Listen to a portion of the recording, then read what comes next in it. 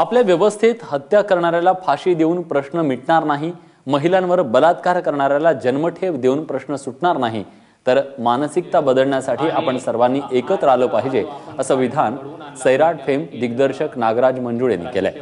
Doctor Narendra दाभोलकरांच्या हत्येला 3 वर्ष पूर्ण झाल्यानिमित्तानं अंधश्रद्धेच्या विषयावर अनिसनं चित्रपट महोत्सवाचं आयोजन केलं होतं.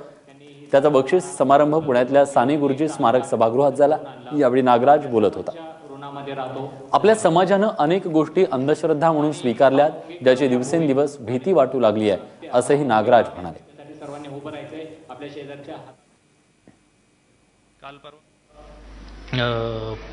म्हणजे ऑलिम्पिकमध्ये मुलींनी नाही का 2 ऑलिम्पिक अवॉर्ड जिंकले.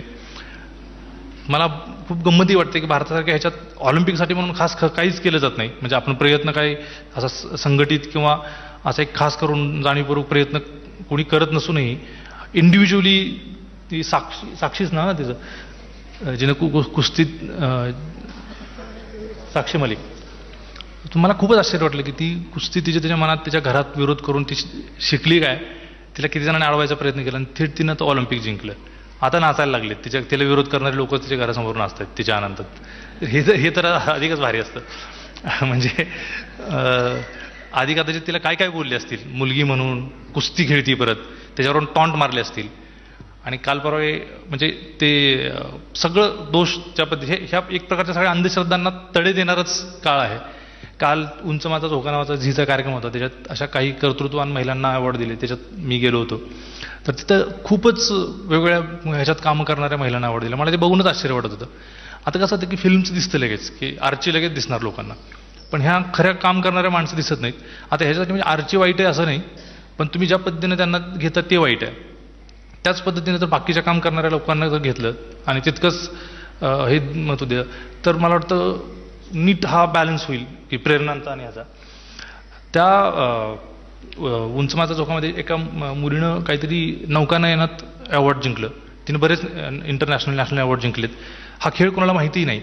आणि तिनं ती खूप काल तिचं मनोगत व्यक्त करताना एक छान वाक्य बोलली की मी भारताला अशा ठिकाणी घेऊन गेले की जिथे तो पहिल्यांदा कधी आलाच नव्हता. आणि मला तिचं वाक्य इतकं आवडलं की त्याचा एखादा माणूस असतो ना, एखादा मित्र असतो ना, त्याला आग्रहानं कसं घेऊन जातो, चल सिनेमाला किंवा चल या गावाला ट्रेकला चल, तसं ती भारताबद्दल बोलत होती मित्रासारखं. आणि तेही छान वाटत होतं. मला हेही एक जाणवत होतं की भारत कुठं कुठं गेला नाही अजून. आणि मला असं भीती वाटली की देश म्हणून कुठंच गेला नाही. कारण की देश म्हणून म्हणजे सरकारी शाळा म्हटलं म्हणजे आता उदाहरणार्थ मी शाळा काढली उद्या, तर माझी शाळा भारी असायला पाहिजे का सरकारची शाळा भारी असायला पाहिजे? भारताची शाळा तर उघड आहे, भारताची शाळा भारी असायला पाहिजे. पण चित्र उलटंच आहे आपलं. भारताची शाळा, सरकारी शाळा सगळ्यात वाईट. आणि गावातला एक कुणीतरी प्रतिष्ठित माणूस असतो ज्याची संपत्ती भारतापेक्षा खूपच छोटी, त्याची साधन संपत्ती स्थावर जंगम जे काय असेल सगळं छोटं असून शाळा भारी, इंटरनॅशनल स्कूल त्याचं असतं. आणि भारत सरकारची बिचारी जिल्हा परिषदेची बापुडीची शाळा असते.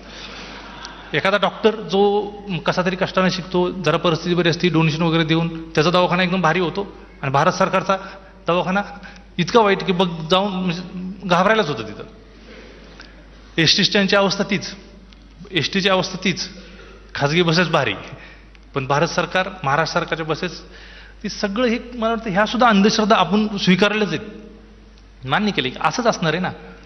स्टेशनवर गेलं तर मला असं वाटतं की ते स्टेशनवर पाणी असतं ना, ते नळाला इतकं खराब केलेलं असतं. पाणी काहीतरी स्वच्छ येत असेल पण त्या नळाला इतकं खराब करून टाकलं असतं की पाणी प्यायची भीती वाटते. आणि शेजारीच विकायला बसतात माणसं बिस्लरी बाटल्या, मग आपण बिस्लरी बाटल्या घेतो. आणि हे सगळीकडे घडतंय. शाळेत सुद्धा म्हणजे आता अधिकृत काय आहे की मुलीला 10वीपर्यंत शिक्षण फ्री, मुफ्त, 10वी का 8वी 12वीपर्यंत बघा. म्हणजे हे ॲक्च्युली असा नियम आहे. आणि किती फी भरतात माणसं, खूप प्रचंड. आणि कोणाला सांगितलं तर कोणीच ऐकत नाही. किंवा माझे मित्र आहेत की जे खरं तर खूप म्हणजे नोकरी करतात नाही का, लोअर मिडल क्लास आहेत, पण मुलांसाठी खूप पैसे भरतात. तर हे सगळं जर बघितलं तर मला जरा भीषण वाटतं सगळ्याच बाबतीत. म्हणजे की आपण कुठं अशा नाही का एका विचित्र काहीतरी वळणावर आहोत. आणि ह्या अंधश्रद्धा आपल्या बळकट होण्यासाठी एक जाणीवपूर्वक काहीतरी प्रयत्न पण होतात. म्हणजे ते असतं ना की शिक्षक आता शाळेत शिकवत नाहीत आणि क्लास काढतात बाहेर. म्हणजे हे आणि स्वीकारले आपण आता, कुणाला तक्रार पण वाटत नाही अशी. तर हे म्हणजे अंधश्रद्धा म्हणून ना मला वाटलं की खूप खूप रूप आहेत, म्हणजे खूपच तो इतका तो ना ते मच्छर कसे ते सगळ्या उतार्यावरती ते मात करून परत तरतात, तसं हे खतरनाक आहेत. ह्या अंधश्रद्धा पण ना अति अशा विषाणू जीवाणू जे असतील ना सूक्ष्म आणि एकदम चिवट तशा प्रकारचे आहेत. तर ह्याचा पुढच्या वेळेस मला वाटतं विचार करून आपण म्हणजे तुम्ही असंही नॉर्मली काय या फिल्म फेस्टिवलची वाट बघावी असं गरजेचं नाही, पण असा विचार करायला पाहिजे. मी एक ओसामा नावाची फिल्म बघितली होती, तुम्ही जर बघितली असेल तर ती फिल्म मला खूप आवडली होती. किंवा अशा वेगवेगळ्या एक नो मॅन्स लँड नावाची फिल्म होती आणि मला वाटतं की ह्या इतक्या सुंदर आहे खरंच. तुम्ही जास्तीत जास्त कुठल्याही चळवळीचा कुठल्याही वादाचा अंतिम टप्पा हा ना असा एकदम उदात्त असा मानवतेचाच असतो. शेवटी तुम्ही माणसाला जगू द्या, त्याच्या इच्छांनी आकांक्षांनी त्याला भरू द्या, अशीच आपण सगळी अपेक्षा करत असतो. तर मला वाटतं की ह्या छोट्या छोट्या गोष्टी आहेत. आता हे निषेध आणि ह्याच्या आपण स्वतःच पुढे आलोय, कारण की जी घटना घडली दाभोळकरांचा, कलबुर्गींचा आणि पानसरेंचा खून झाला, त्यांची हत्या झाली, हा धक्का आहे. ह्या दुःखात सगळेच आपण आहोतच. पण आता हे बसून चालणार नाही, आयुष्य बसू देत नाही. आणि मला वाटतं हे परत नीट पॉझिटिव्हली आपण काहीतरी करत राहणं आपल्या हातात आहे. आणि खरं तर खूप मला वाटतं आम्ही सगळेच या विचाराचे आहोत की शिक्षा देऊन फक्त काय होणारच नाही. म्हणजे अमुक एकाने ज्यानं गोळी मारली त्याला मारलं म्हणजे आपण यशस्वी झालो असं कधीच मला तर वाटणार नाही, कोणालाच वाटणार नाही. पण तो विचार असं का करतात माणसं की तुम्ही बोलता तर मी तुला मारूनच टाकतो. ही यंत्रणा ह्याचं काहीतरी व्हायला पाहिजे, हा विचार करायला पाहिजे. म्हणजे बलात्कारापासूनच्या सगळ्या घटना, मुळात बलात्कार केला की त्याला फाशी दिली हे काही सोल्युशन नाही, किंवा कोणी खून केला की त्याला फाशी दिली हे सोल्युशन नाही. माणसं बलात्कार का करतायत, खून का करतायत, अतिरेक का करतायत? तुम्ही प्रेमात पडा ना, प्रेमात काहीही करा. आपल्याकडे खूप उलटे प्रेम करू द्यायचं आणि बलात्कार होऊ देतात. म्हणजे मला कळत नाही की आपण व्यवस्था अशी का झाली आहे. आणि दोन माणसं कुठं दिसली की मग त्यांना हाणायचं, लाठीनं मारायचं.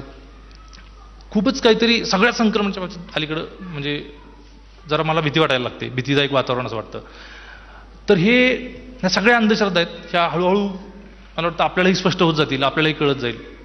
आणि जसं दाभोळकर म्हणले की जात ही एक अंधश्रद्धा आहे, तर अशा खूप खूप लेयर्स आहेत त्याला. तेव्हा समाजानं गेली अनेक वर्ष ज्या अंधश्रद्धा बाळगलेल्या आहेत त्या अंधश्रद्धांची खरोखर मला भीती वाटते असं म्हणतायत नागराज मंडळे.